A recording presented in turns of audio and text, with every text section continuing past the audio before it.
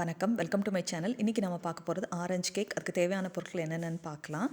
நான் 1 கப்பு மைதா எடுத்திருக்கிறேன். All purpose ஃப்ளோர்ன்றது. எப்போவுமே இந்த கப்பில் எடுக்கும்போது இந்த மாதிரி ஸ்பூனில் எடுங்க. ஃபுல்லாக உள்ளே விட்டு எடுக்காதீங்க, சரியாக வராது.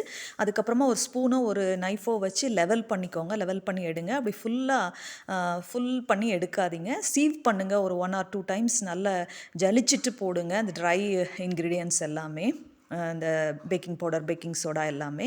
நான் இப்போ வந்து சலிச்சிக்கிறேன். இதை நல்லா சலிச்சிட்டு 1 or 2 டைம்ஸ் சலிச்சிங்கன்னா அது நல்லா கேக் வந்து நல்லா ஃப்ளஃபியாக வரும்னு சொல்கிறாங்க. ஸோ சலிச்சிக்கலாம் நம்ம. இந்த கப் வந்து 240 mlன்னு போட்டிருக்குது 1 கப்பு. கரெக்டாக மெஷர்மெண்ட்ஸ் எடுங்க, அப்போ தான் சரியாக வரும். இது வந்து 1 டேபிள் ஸ்பூன் வந்து நான் பேக்கிங் பவுடர் எடுத்திருக்கேன். இதையும் நான் சீவ் பண்ணிக்கிறேன், ஜலிச்சிக்கிறேன். இது வந்து 1/2 டீஸ்பூன் வந்து பேக்கிங் சோடா எடுத்துருக்கிறேன், அதையும் சலிச்சிக்கிறேன். முதல்ல வெட் இன்க்ரீடியன்ஸ்லாம், ட்ரை இன்க்ரீடியன்ஸ் எடுத்துக்கலாம், அதுக்கப்புறம் வெட் இன்க்ரீடியன்ஸ் எடுத்துக்கலாம். இது வந்து சுகர் வந்து ஒரு 1/2 கப் எடுத்துருக்கிறேன். 1/2 கப் மில்க் எடுத்துருக்கிறேன், அதே மெஷர்மெண்ட் தான்.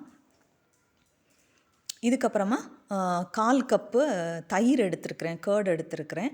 இதுக்கப்புறமா 1/4 கப் ஆயிலும் நான் ஆட் பண்ணிக்கிறேன். நீங்கள் பட்ரு கூட நீங்கள் மெல்ட் பண்ணி ஆட் பண்ணிக்கலாம். எல்லாமே வந்து ரூம் டெம்பரேச்சர் இருக்கிற மாதிரி பார்த்துக்கோங்க. இப்போ இந்த சுகர் வந்து நல்லா மிக்ஸ் ஆகிரட்டும். இப்போ ஆயில் சேர்க்குறேன். ஆக்சுவலாக ஆயில் முதலே சேர்த்துருக்கணும், ஃபஸ்ட்லேயே சேர்த்துருங்க. ஆயில் சேர்க்கணும், அது மிக்ஸ் ஆகணும் நல்லா. இப்போ நம்ம மிக்ஸ் பண்ணிக்கலாம்.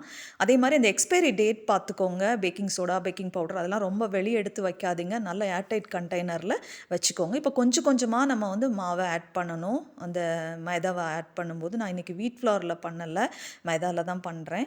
கொஞ்சம் கொஞ்சமாக ஆட் பண்ணுங்கள், லம்ப் இல்லாமல் ஆட் பண்ணுங்கள். நான் இது வந்து ஃபாஸ்ட் ஃபார்வர்ட் பண்ணியிருக்கிறேன், அதனால் இந்த மாதிரி தெரியுது. ஸ்லோவாக தான் நீங்கள் பண்ணணும்.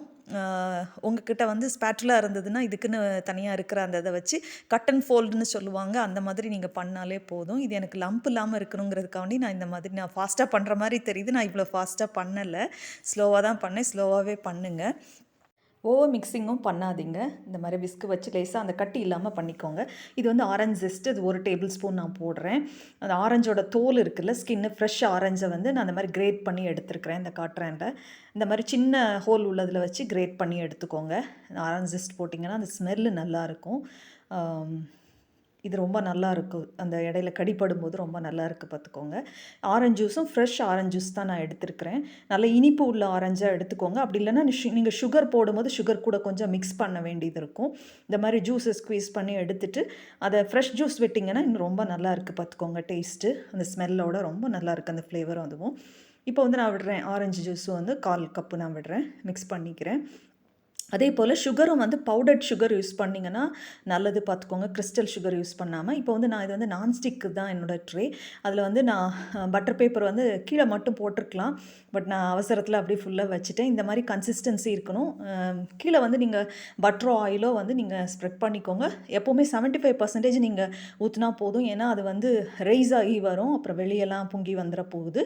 நான் வந்து ஏற்கனவே ப்ரீ ஹீட் பண்ணிட்டேன். 180 டிகிரி செல்சியஸில் வந்து 10 to 15 மினிட்ஸ் நீங்கள் ப்ரீ ஹீட் பண்ணிவிட்டு அதுக்கப்புறம் இதை வைங்க. எப்போவுமே டேப் பண்ணிவிட்டு வைங்க தான், அப்போ ஏர் பபிள்ஸ்லாம் அது வெளியேறிடும், அப்போ தான் நல்லா இருக்கும். இல்லாட்டா பெரிய பெரிய ஹோலாக தெரியும். இந்த பாருங்கள், என்னோடது குக் ஆகி வந்துருச்சு. விட்டு பார்த்தீங்கன்னா, டூத்பிக் விட்டு பார்த்தீங்கன்னா ஒட்டாமல் ஸ்டிக் பண்ணாமல் வரும்.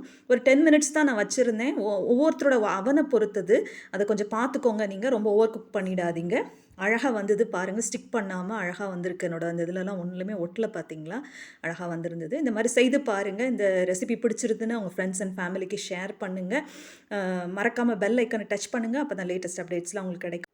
Soft, tasty, flavourful, without egg, without butter வந்து நம்மளோட கேக் ரெடி ஆயிடுச்சு. தேங்க்யூ ஃபார் வாட்சிங், சப்ஸ்கிரைபிங் மை சேனல். இன்னும் என்னுடைய சேனலில் சப்ஸ்கிரைப் பண்ணலன்னா சப்ஸ்கிரைப் பண்ணுங்கள். இங்கே பாருங்கள், நான் கட் பண்ணி காட்டுறேன். என்றைக்குமே நீங்கள் அவன்லேருந்து எடுத்த உடனே கட் பண்ணாதீங்க. நல்லா கம்ப்ளீட்டாக கூல் ஆன பிறகு ஸ்லைசஸ்லாம் பண்ணுங்கள், அப்போ தான் அழகாக உங்களுக்கு அது ஸ்லைஸ் பண்ண வரும். டீட்டெயில்ஸ் வேணும்னா டிஸ்கிரிப்ஷன் பாக்ஸ் போய் பாருங்கள். Thank you, have a nice day.